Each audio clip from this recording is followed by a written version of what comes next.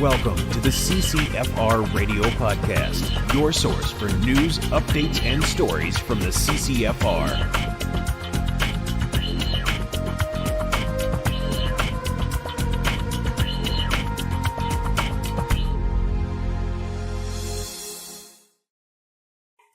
Everybody, welcome to episode 118 of the CCFR Radio Podcast. I'm your host, Rod Giltack. Thanks for joining me again today on the podcast. We've got a lot of stuff to cover, and I mean a lot.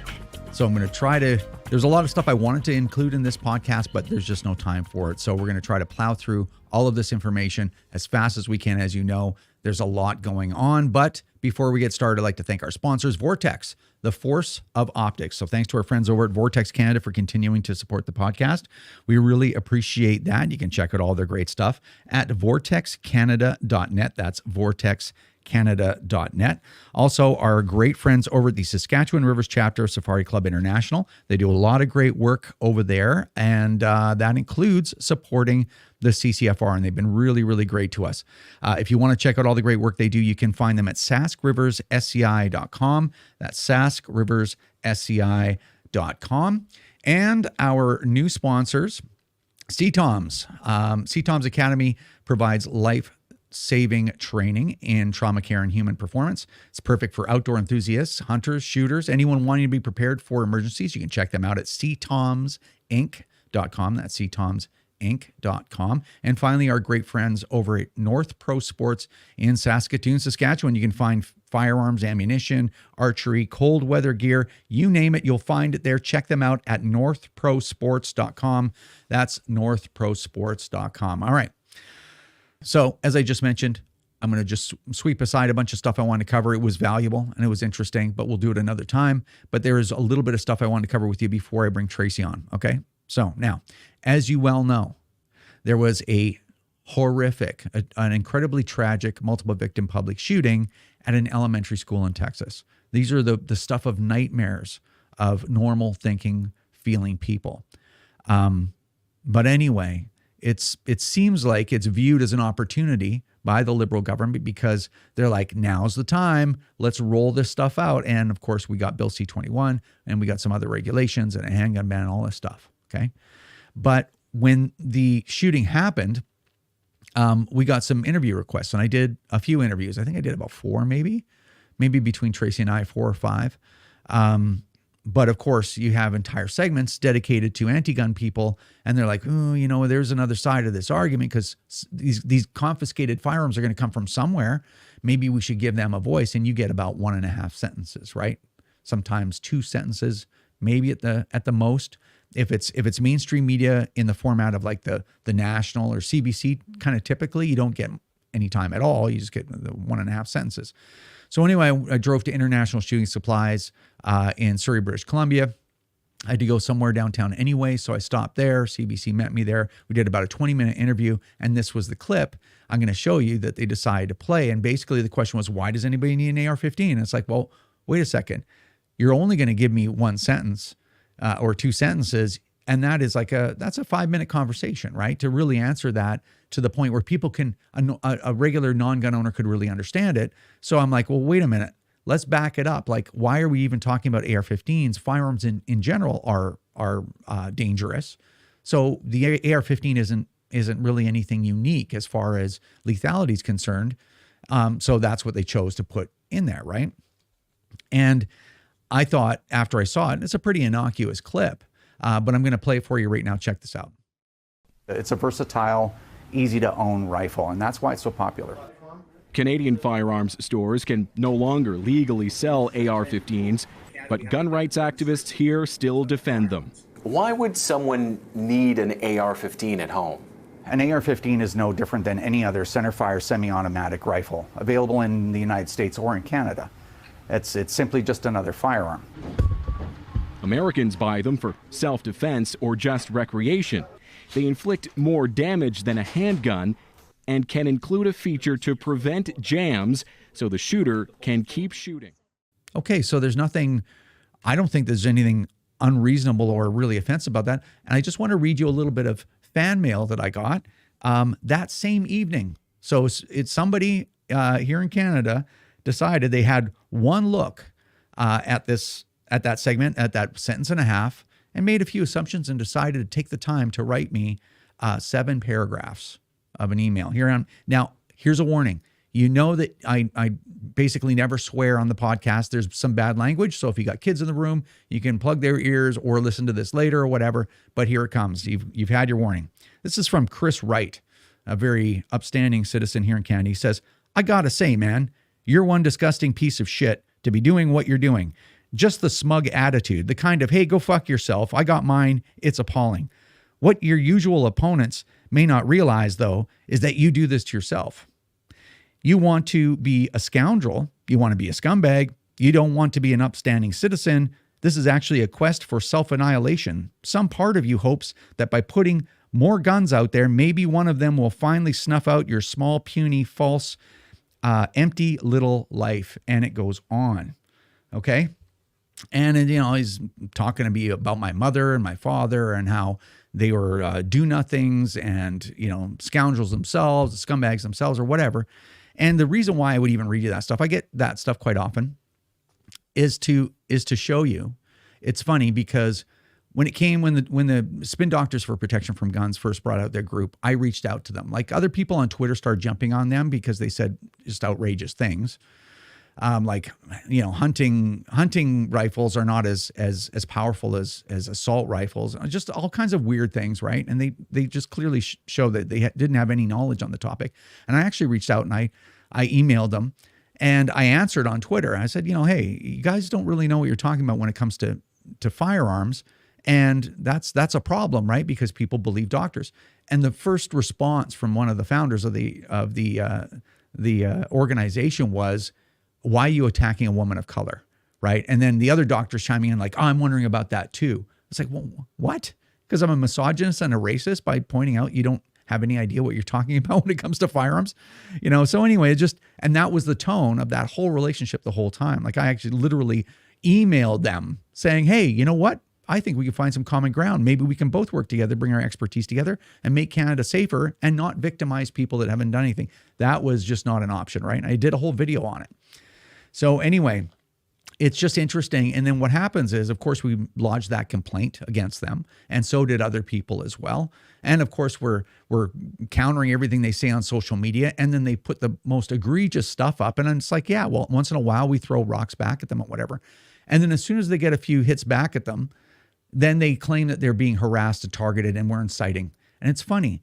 If you look at the tone in Canada and the division and the rhetoric that comes from the government, like Bill Blair, remember, it's like if you're in the gun lobby, you're obvious. All the extremists in Canada are in the gun lobby. Remember that?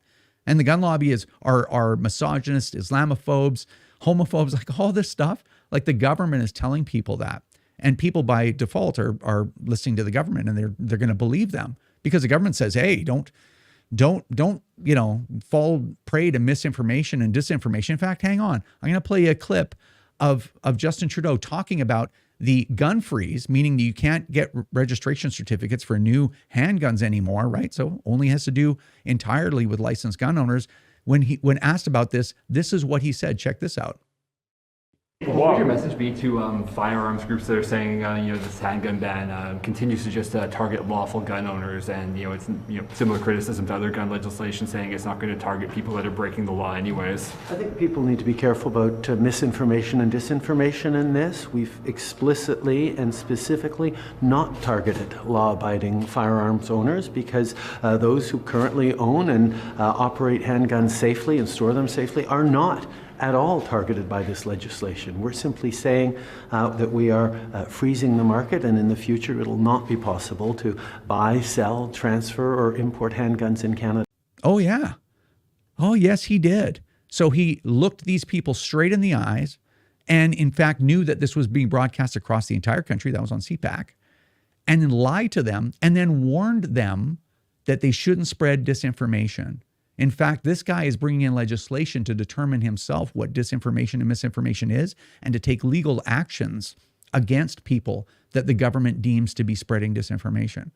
Like, this is not a joke, right? Like, I don't know. I don't know why even leftists aren't pushing back against this kind of stuff, because the government can change. It's not always going to be the Liberals or the crazy NDP or any of these other people, right?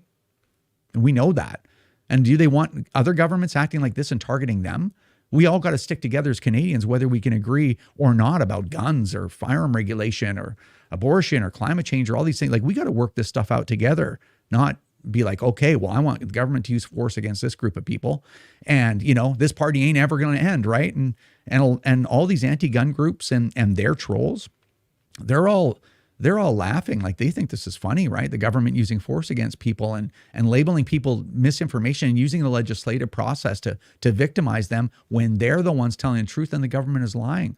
But all of this stuff is it's inciting them, right? So the anti-gun people, they're just like, oh, look at the hate we're getting. It's like, are you crazy? I have never lied. Like, there's no one out there that can say, well, here's where Rod Giltaca lied. And I've challenged people to do that before. I'm like, hey, if you think I've lied about something or got something wrong, throw it at me and I'll answer for that, right? Because as a policy, I don't lie about anything because I'm so busy. I can't keep track of lies. I can only keep track of the truth, right? Because I'll remember that stuff. And besides, it's just wrong to do that. And if I can't win my argument with facts and be reasonable, then man, how am I ever long-term going to sustain this? If that's the way I got to approach this conversation, right? So anyway, you can see the poison that the government is feeding Canadians, and whether it's about guns or whether it's about vaccines or whether it's like, think either something is true or it's not, right? So anyway, I'm only going to comment on gun stuff, but like, wow, this is the kind of hate, like that's pretty intense, right? Do you think if that person could have, somehow get outside my house or find out where I lived, that person wouldn't do anything? I mean, obviously it would be a bad idea for them, right? Because I'm not some kind of climate activist or somebody, right? And he probably knows better, and he should. And, that's a health decision for them. But, do you think that person wouldn't do something, wouldn't commit to violence against somebody else? And I would ask you another question. Don't you think this has gone a little too far? Maybe we should be looking to our leaders to unwind this tension a little bit. Maybe we should be looking at groups like the Spin Doctors for Protection from Guns and unwind that. Take the tone down a little bit. For Polly Cessivien to take the tone down, because I am certainly capable of doing that, and I've offered countless times, right? And they throw rocks back. I'm like, okay, I'll throw rocks at you for a while. And every once in a while, I give them the opportunity. I'm like, we can stop this anytime. Like, I can forgive and forget like that. It's a business skill, right? So anyway, it's just, we got to unwind this, because if we don't do it as a country, we just won't survive. And guns or no guns, like even on every other topic. So anyway, I just thought it was interesting. I want to share that with you. All right, so we got a lot to go through. Let's bring on Tracy Wilson right now. On the Skype, we've got Tracy Wilson of the Canadian Coalition for Firearm Rights. Wilson! Oh boy, hey buddy, is there ever a lot going on? It's not boring, man. No, what a time to be alive. Mm-hmm. Yes and no. Okay, so we got a lot of stuff to cover. It is all important stuff. Yes. So things that would be normally really, really important that we'd spend time on, we can't really spend time on, but we got to just touch on them. And one of those important things is National Range Day. You have 60 seconds. Go for it. Okay. Now, I know I've been hammering you guys with this, but it's really important. In fact, it's even more critically important now because firearms are once again in the mainstream conversation. Everybody's talking about it. Everyone's talking about handguns, whatever. So National Range Day is critically important. It's a public relations stunt to get people out so they can come out, see what it's all about, hopefully change some minds and educate some people. Go to nationalrangeday.ca to find an event near you. If you're unable to go to an event, just take somebody out shooting. It's literally the very best way to influence somebody's opinions on guns and gun owners. Yep, and do social media posts and just, business as usual. Can finish. The plan goes on, okay? The mission needs to be completed. So anyway, we'll talk more about that in a few weeks when things kind of calm down and we know what we're looking at for everything else. All right. Next thing we want to talk about, which is kind of fun, is the Ontario election concludes tonight, the provincial election. Yes. So I was up early and out voting this morning as soon as the polls opened. Ontario people, you have until 9 p.m. tonight to cast your ballot. It's funny, actually, if you're watching the polling on the individual ridings, it looks like Stephen Del Duca may not even win his riding, which is kind of wild since he's the party leader. I don't know how he's going to lead. It looks like they may form opposition and steal that away from the NDP, but I guess he'll be leading from the parking lot, keeping the minivan warm, I suppose. Well, that's funny. Well, people may not be aware that if you don't have a seat, you can't be part of, their House of Commons. You can't be part of their legislature, right? So you have to wait outside and ask the people that aren't the party leader, hey man, what happened? How'd it go today? Yeah. You can text in your opposition. It's like, well, we put a lot of effort into that guy's campaign, right? We've had somebody full time for 2 weeks producing content and hammering away at him. Of course, a major principle of his campaign was a provincial handgun ban here in Ontario, which Trudeau kicked that part of his chair out from under him. But I'd like to see that guy never sit in the legislature again. Yeah. So it's not something that we openly talked about, but yeah, we did have somebody full-time employed to create content, counter to Stephen Palooka's campaign and to spread that content online because he wanted to unfairly victimize gun owners, and we had no choice but to respond. That's another thing that CCFR did that isn't even big enough to talk about. So it was still fun though. Yeah, for sure. Yeah, you may have seen some of that stuff floating around, guys, some videos and memes and stuff. All right, now on to some important stuff. We have the new bill, the new and uglier Bill C-21. There's a bunch of stuff we got to talk about. We're going to try to get through it fairly quickly, but let's start with those 3 OIC regulation changes, the 3 that were at the bottom of this big list. I'm going to throw that up on the screen now. And we're not talking anywhere near enough about these things, too, because the handgun freeze have been so big. But give us a rundown on these things, Tracy. That's right. So there's a bunch of stuff going on. We've got the legislation, which is C-21.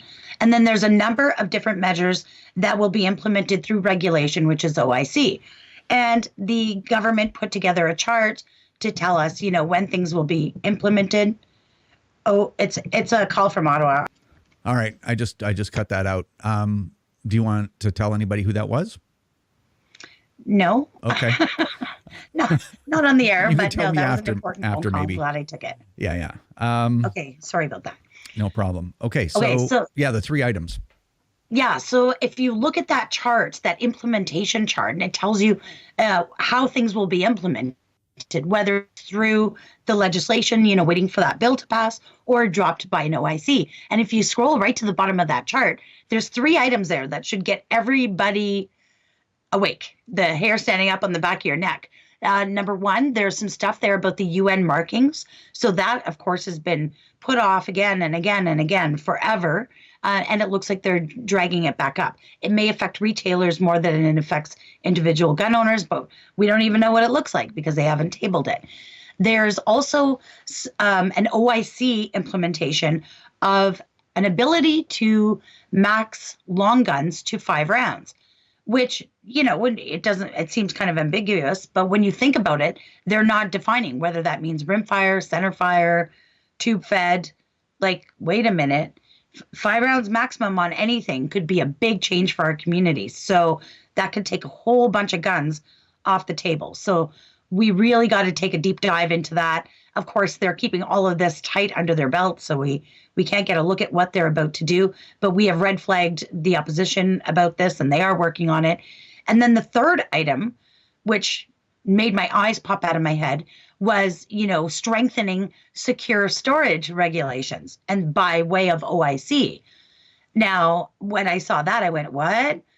I mean, that could be anything from, maybe changing the, diameter of a gun safe, or adding an extra trigger lock, or I don't know, it could be something like that, or it could be something really, really ugly. So we don't know yet, but I need everybody, as focused as we are on the handgun stuff, which is the big stuff, not to forget some of those small stuff, because they could also be big stuff. Oh, it could be central storage. Who knows? Yeah, who knows?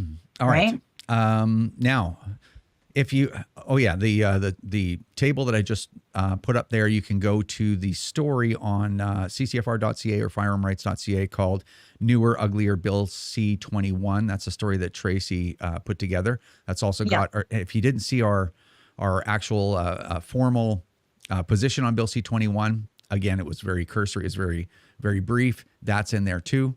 So you can check that out. All right. Now, speaking of the bill, there's a couple more things. So they brought back from the old Bill C-21. Now, in the newer and uglier Bill C-21, they brought back a ban on airsoft rifles.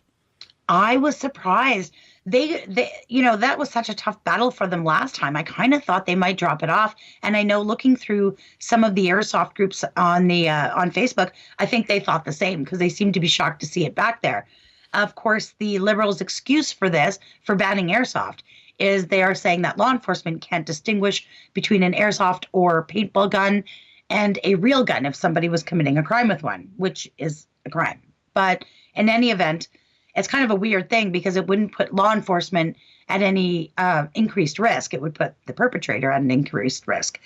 And if the idea is that they can't distinguish between them, out of all the technology available to us, or spray paint, or any other kind of visual marker that you could make a distinguishing mark, something different, they said, no, just ban them all. So I'm not entirely sure this is a matter of public safety as much as it is ideological.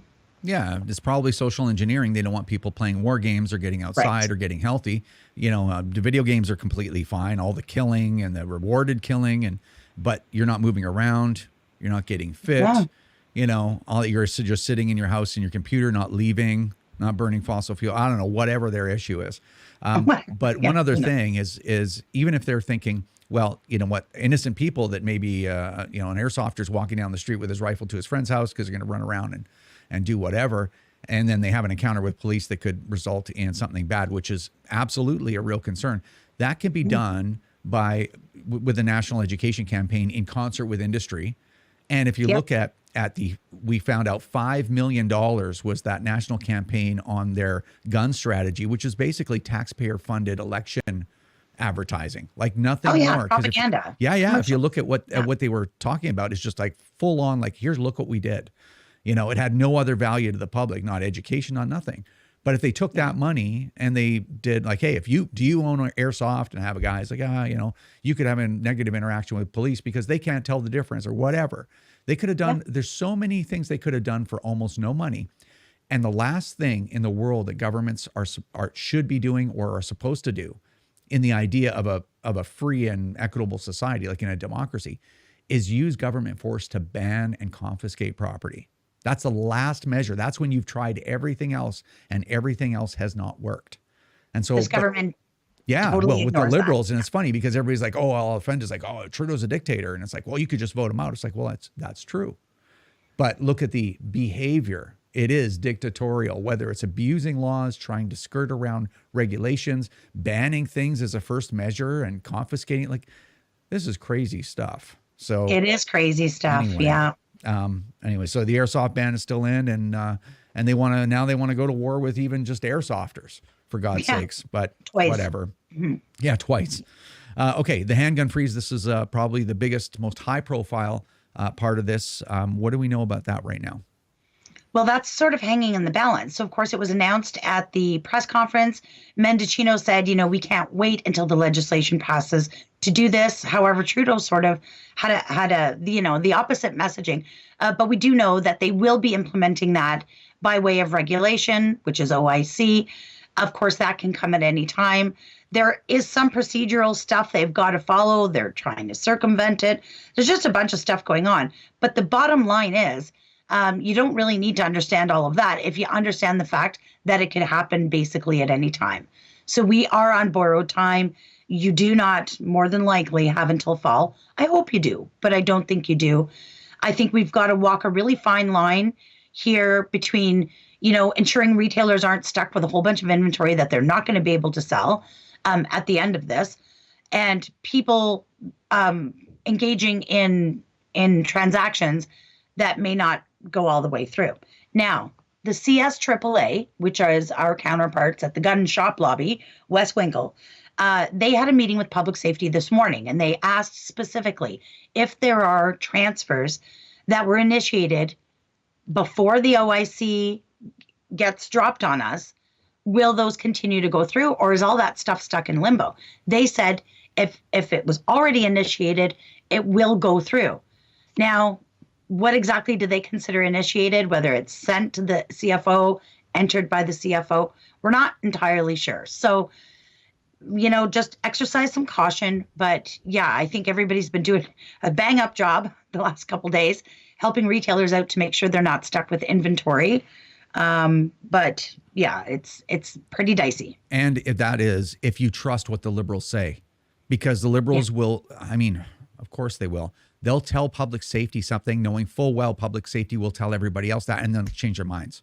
Oh yeah, they'll wait, and then when people are vulnerable and they got a whole bunch of money online, they'll shut it down. Like you cannot put stuff like that past them. No. But it's really important that, condensing down everything you said, that if you do play this game where you're like, okay, well, I'm going to go buy a handgun now, knowing full well that everyone is overloaded and that transfer probably won't be done within a month, hoping that you'll be able to get that handgun. So at least you've got the gun that you wanted to use for the rest of your life before they're confiscated and destroyed. You do run the risk of losing your money if a retailer can't cover, if that transfer doesn't go through and they can't cover all that inventory sitting forever, like happened to them with all of the rifles that were banned, right? Yeah. 2 years ago. You do run some risk. So at your own risk, you can try to get a handgun while you can, or take some of your own collection, transfer it to your kids, so at least they do have that opportunity to own guns before the Liberals finish social engineering everyone in Canada to comply with their own vision. One more thing is that during the public safety technical briefing that we attended, know this: if you are someone that has a prohib license for a handgun right now because you had one of those, I don't have one, so I never memorized the numbers 12.3 or 12.6 or whatever it was, short barrel handguns or handguns manufactured before 1945 or 42 or something like that. You guys with prohib licenses would know that better than me. You were allowed to pass those down to your kids, and then they would inherit that license. That's now gone. So if you have prohibs, you thought that was going to happen, it's not going to happen now. Your firearms die with you. So FYI. Okay. Terrible. Yeah. All bad. Absolutely. So there's more developments coming as we get them. Okay. So, whatever we've told you now may or may not be true tomorrow or the next day, or maybe it holds true till the fall. We don't know. So that's a really important distinction. Last thing, more unnamed variants are going to be prescribed as prohibited firearms now. Yeah. So as you know, they've been continually adding to the banned list by way of FRT reclassification. And of course, if you listen to that press conference that Trudeau and Marco did the other day, he was very specific in mentioning the fact that they will be banning more by way of FRT reclassification. And that will definitely include guns that have been designed and manufactured since the gun ban. So while you've got manufacturers out there who are trying their best to comply with the new parameters and to design guns that are available for use, since a bunch of our stuff's already been banned, they're going to go ahead and ban those too. So, we don't know which makes and models. Of course, they don't warn us or send out a list or anything like that. But it's apparently between 300 and 400 more guns being added to the ban list. So there is no sign of this government slowing down in their assault on our community, and it's going to continue. Yep. And it's just as of note, in our court case against the Attorney General of Canada, they part of their regulatory impact assessment statement, I think that's what it was. But as part of that, they're like, oh, there's lots of other guns. Law-abiding gun owners, target shooters, they're not targeted at all. There's just a handful of these guns 1,500. There's only a handful of these guns that were just too dangerous, but there's plenty of other replacements. And then, of course, people just buy something else. Well, yeah, people like me went, oh, okay, well, the BCL Coyote is still non-restricted. I go buy it, and they prohibit it when it was shipping to my house. There goes $1,500. And now they're like, oh, there's still a bunch, like just the worst people, just the worst, most felonious liars. Oh, just go buy something else. There's plenty out there. People are even making new guns to be in compliance with the law. And now they're like, oh, yeah, go ahead and buy those. Oh, sorry, prohib. Oh, Polly calls those loopholes instead of compliant. Yeah, it's called compliance, not loopholing. Yeah. But anyway, whatever. So it's wild. It's just really wild what they're doing. And I don't think mainstream Canadians, they may have an idea, but they may not own guns. So maybe right now they don't care. But you should really have a really good look at who these people are and what they're actually trying to do. They're trying to hurt people. So anyway, whatever. Because there's a lot of different ways they could do this, to be fair. And it might cost them some money, but there's a lot of ways they could have done this differently. All right. Now, something we should say is, because things are changing so fast and there's new information coming to light all the time, we may or may not do another podcast next week instead of waiting 2 weeks. Yes. So if something really big happens, we'll try to get a video out to you guys so you don't have to read stuff and dig it up yourself. We'll try to do that work for you so that you can just watch a video and know what's going on. All right. There's now, one of the things that I want to just kind of discuss, and it leads to a couple of other things really quick, is that I got quite a few messages from people be like, well, we wasted our time this whole time. We're still losing our guns. The CCFR didn't come through. It's like, well, we never said that we could somehow blackmail members of parliament and make them vote a certain way. It's just not reality. We've never said that, we could have a television show or do something else or make explainer videos and boom, you get all your guns back. I mean, it's just naive, right? Well, that's it. And this government is operating like a majority government. They're just doing whatever they want with the full support of the NDP and on gun stuff, the bloc as well. Yeah, and the bloc too. So, so what's important is that the work that we're doing, because I get just as, it's funny because I get just as discouraged as everybody else because I'm like, man, look how hard we're working. And I'm still losing my stuff. And these people, and they don't care what's real or what's not, or what's moral or what's not. They just don't care. They're just doing whatever they want. And it's like, you have to understand, in our system, that's how it works. British parliamentary system, a majority government or a coalition government has enough power to take basically everything from you. Mm-hmm. And your choices are either give up everything and just grin and bear it, vote that government out, or scrounge up $2 million and take them on as a charter challenge and possibly lose. Those are your options in the system that we have. So it's terrible. Yeah, people have to understand, there's only so much you can do. But the work that is ongoing is changing public opinion, getting the public to understand why people own firearms and why it's such unique and important property. And so the CCFR, the work that we're doing still has to continue. You can't give up. Can you imagine? No, you can't. Yeah. Can you imagine if you look at Why Join on the website and look at even just things that we've done in the last 2 years since the gun ban? Look at all those things and imagine none of that stuff ever happened, right? And where we would be, how easy it would be for the Liberals to just walk right over. So they could have just said, you know what? Everybody that's got a gun, you can't use it, period. You can use bolt actions and break actions. That's it. Everything's prohibited. And we're going to put $250 million into new units for provincial or federal or municipal police to go use the registry documents that we have now and go actually collect all these guns with no compensation. Who knows what they would do just to roll right over us. And a lot of the media would have just stayed silent on it, right? But and we're not magic. I know I've had about 6 people send me a PM saying, "What are you doing? How are you going to stop this?" And it's like, dude, I'm not magic. There are only ever 2 solutions to stuff like this, and it's either court or a new government. So a better solution, a more permanent solution would be a new government. And I think for those out there on the other side, you've got Polly and all the anti-gunners on Twitter, you've got them cheering this on and laughing, and they're just having the time of their lives, right? They even cheer on or ask the government, to not follow proper procedures in doing these things. Just hurry up and do it to them, hit them harder, faster, really nail them, hurry up.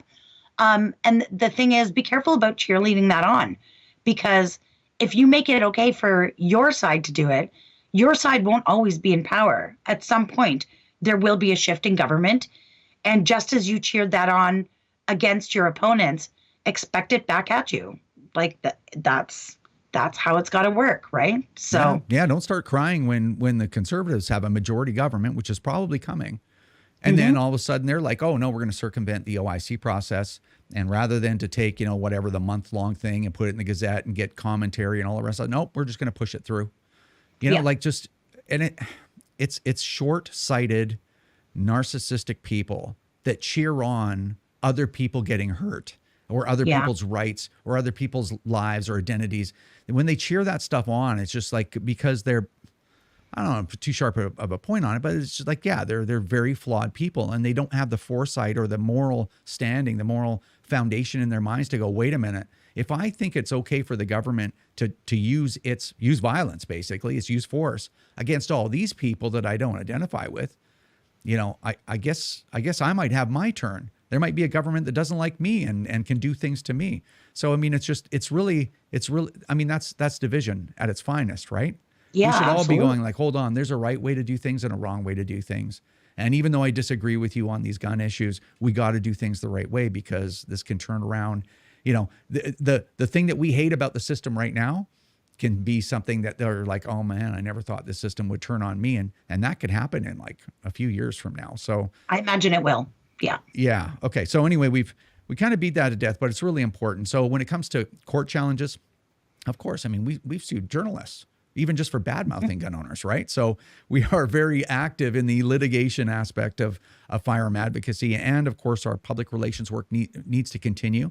But most importantly, we need to be in a position as an organization to get the liberals out of power. And even if you just look at the last election, we did television commercials, we did radio advertising, we did social media, sponsored social media advertising, and we distributed 250,000 brochures to Canadians. Okay, by hand, yeah. So we don't talk about like, we spent this. Like, we tell you what we do, and these are the things. These are the actual actions that will help change things. So this work has to continue. So it does, and it takes a lot of money. I know, as everyone listening probably already knows, we are in court fighting the 2020 May OIC. It's incredibly expensive. We've done really well fundraising. We are still about 600,000 behind, I think, in that. So we'll make that up. But yeah, I mean, the limit to what we can do is us, right? It's what we can do, what we can fundraise, and so we'll do everything we can. We promised gun owners that right from the beginning, and we meant it, and we've stuck by that. Yeah, we can't give up, and we won't give up. We have to keep doing the things like National Range Day, all the rest of that stuff. You just got to keep going, because even if we don't save everything, we're going to make it easier for them if we just give up and not do anything. It's just be a lot easier for them, be cakewalk to them. One more thing I don't think we mentioned, but between us, I think we might have mentioned this, but we did, I think, over 40 interviews between you and I in a span of 2.5 days. So I would like to say thank you to a lot of the mainstream media. I mean, we didn't get anywhere near as much coverage as anti-gun people, but they did give us an opportunity in many ways, at least to illustrate that that gun owners do have a voice. So we've worked ourselves to death in the last couple of days for sure, making sure that every single opportunity, I think it's just under 50 opportunities that we had this time around, that for gun owners to tell their side of the story to the mainstream media, the CCFR was there to do that, and to do it in a reasonable manner that people could understand. So that was quite the media blitz. It was intense, insane, a lot of it. And I got to say, like, I even did a half-hour call-in radio show with CBC. Like, she was difficult, but she gave me a fair shake. So, I give her credit. Yeah, for sure. We could always use more, but that was good. A big thank you to IPSC Canada for my God, for donating $30,000. So there's some details there. Why don't you fill us in on those? Yeah, so IPSC Canada got together. Of course, this is sort of like the governing body for the provincial, I don't know what you'd call it, maybe chapters. So, you have IPSC Alberta, IPSC Ontario, whatever. But IPSC Canada is the governing body. So their national council had made a decision to participate in advocacy and fundraise for it. So they said, we're going to donate 50% of all the member dues that come up through the chapters to court challenges fighting the OIC gun ban. So, of course, they gave each province the ability to decide where their money went. And enough people decided to support the CCFR that they sent us a check for just slightly under $30,000, which is incredible. I cannot wait to get out to IPSC Nationals this summer out in Halifax and see everyone face to face and thank them face to face. But just an enormous amount of help, and really, really, really incredible. Really great. And we appreciate it, and we will use it to fight these people Yes. to our last breath, almost. Yeah. So well, probably that's how yeah, it'll but I'm go. like, how literal do I want that? But anyway, It's true. so look forward to some media projects. We got a couple of things that we're going to throw at the Liberals in the next couple of weeks. So look forward to a little bit of that. And the most important thing is we need to continue to do the things that we're doing. We need to throw the Liberals out of power. I'd love to see them not even have enough seats to make any noise in the House of Commons, at least for 2 election cycles. So we need help doing that. Anyway, Yeah. Okay, this is like 27 minutes. So Okay. right, We're also working really hard. One last thing. sure. We're also working really hard with the opposition. There's a lot of tools the Liberals are using against us, but there's also a lot of tools in the other toolbox for the opposition to use against them. So we're working hard with them. I was on the phone last night with them until 11:30 last night. There's a lot of work going on to sort of prepare to stall, delay, or stop some of the things that are coming. So they will throw everything they can at it. You don't know what's going to work and what's not, but don't think everybody's just sitting around reading it and talking about it. There's a lot of work going on behind the scenes to stop it. No, you were on the phone at like 11 o'clock your time last Yeah. night. And they Yeah. were working on it. So, yeah, I think that's a good point. We should have maybe mentioned something earlier. But, yeah, the Conservatives are really putting in a lot of effort behind the scenes in committee and whatnot to really, really represent us. So we appreciate that. So 100%. yeah, I don't think nothing's going on because there's a lot going on. A lot of people are working very hard, actually. Yeah. Okay. Crazy. Awesome. Well, thanks for the update. And as I said, we might get back together before next week. We'll see. But thanks for the Yeah, update. we'll see. If something happens, we'll be on it. Sounds good, Wilson. We'll talk to you soon. All right. Talk to you then. All right, that's going to do it for this episode of the CCFR Radio Podcast. I've got a couple of things to go over with you before I let you go. All right, now, I've gotten some very negative messages from gun owners.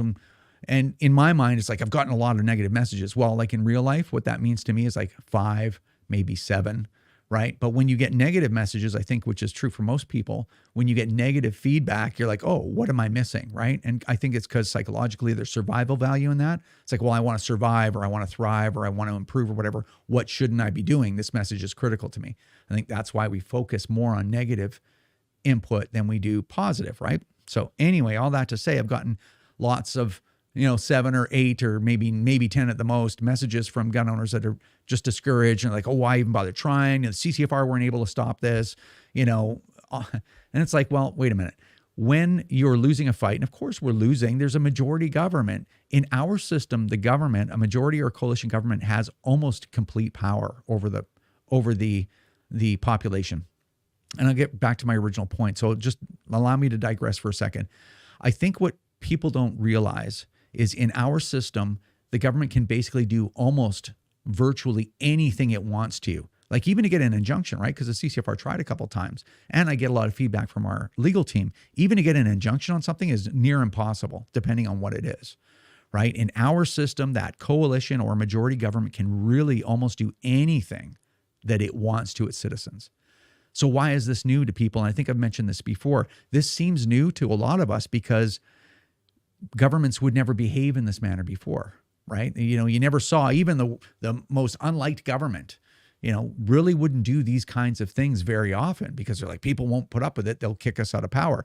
If you remember the Progressive Conservative Party that brought in Bill C-17, they were, Kim Campbell, she was out faster than she was in, right? She got to do this a little bit and then one of the shortest lived, if not the shortest lived prime minister in Canadian history, right? So people, that used to mean something to people. And doing the right thing for Canadians used to mean something. It wasn't an ideological war like it is now. So they always had that power. They just weren't poisonous enough to use it, I think, if that makes sense. So anyway, the only way to stop this stuff is to throw the government out. We just talked about that a couple of minutes ago. So when people email me like, well, they're just going to get everything anyway. Well, listen, when you are under attack, when you're losing, that's the time when you put your foot to the floor. You put it to the floor. You got to fight even harder because if you give up, it just paves the way for them to do whatever they want to you. And remember, like Tracy and I just talked about, there will be a new government eventually. And if we do our work well, if we are continually working on public education, We're continually working on Canadians getting to know why people own firearms. Continually working on discrediting these poisonous, horrible people that are in power right now, and the way that they're behaving and abusing power. There's a lot that we can get accomplished so that when a new government comes in and they do things above board, they have transparent inquiries or transparent studies, or, and say, well, here, what is the real truth about these things? And this is open to the public. And then we're going to go with the recommendations. We're going to go with what has been proven. In fact, then people will support it. So there's a lot of work that still has to be done. We got to continue working. We got to continue fighting. We can't give up, right? Because things will change. They're not going to be like they are right this second forever. And that applies to every aspect of your life. Even if you're going through a hard time right now, forget guns for a second, that it's going to change, because I've had lots of hard times in my life and I've had terrible things have happened to me, but I never stopped. I never gave up, right? I kept on nudging, dealing with my problems and nudging my life forward, keep pushing it forward. So anyway, that's meant to just let you know that it's never really over. And it's meant to let you know we still need your help in either becoming a member or donating. We still need your help to be out there on the front lines on social media, or in your own community, or at gun shows or national ranging and stuff. You cannot give up. You have to actually put more effort. And when it comes to an election, should one get called, take your holidays, take your vacation days from work, and do what it takes to throw these people so far from office, it'll take them 10 years to get back to it. Okay, so that's what if you really want to save your guns, and I know it's tough. We've been doing nothing but losing for 6.5 years, as long as I've been doing this at the CCFR, because we've been under liberal rule from one month after the CCFR was formed, okay, to right now. We're still under the thumb of these people. That's what you have to do. You have to keep fighting these people and accelerating your efforts. We need to get these people out, and we need to do all these other things in the interim so that when a new government comes in, that the road is paved. Okay. So anyway, I don't know if any of that made sense, but it's just really important that you don't give up and you don't get discouraged, and you don't make it easy for these people, because I don't think we've made it easy so far, but they're very committed. Anyway. All right. So if you want to become a member, you know how to do that. Firearmrights.ca. You can also get there from by typing in ccfr.ca. If you want to donate, that's great. If you want to volunteer, you can always consider doing that. If you want to help us out on social media by being part of our social media army, do that as well. Participate in National Range Day. Take care. It probably won't be 2 weeks till we're talking again. It'll be a lot sooner than that, but I appreciate you watching. Make sure you share the podcast. Tell people to watch it. There's a lot of important information in here. Okay. Thanks for your support. Take care, and we'll see you soon.